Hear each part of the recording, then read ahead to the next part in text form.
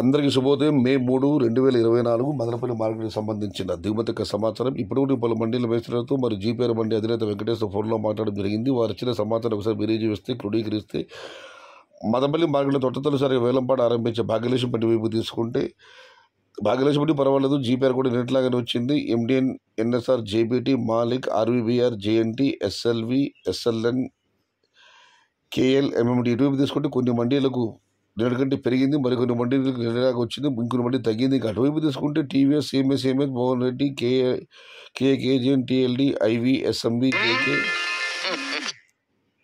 ఇటువైపు తీసుకుంటే కొన్ని మండీలకు తగ్గింది, మరికొన్ని మండీలకు పెరిగింది, ఇంకొన్ని మండీ నిన్నట్లాగానే వచ్చింది. ఇక పాతాళంలో తీసుకుంటే నిన్నటికంటే ఇవాళ దిగుమతి కాస్త తగ్గిందని చెప్పాలి.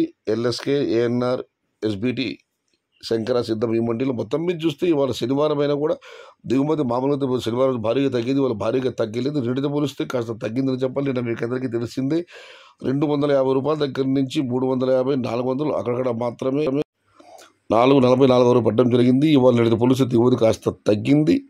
చూడాలి మరి ధరలు ఎలా ఉంటాయో, ఏ మేరకు ఉంటాయో.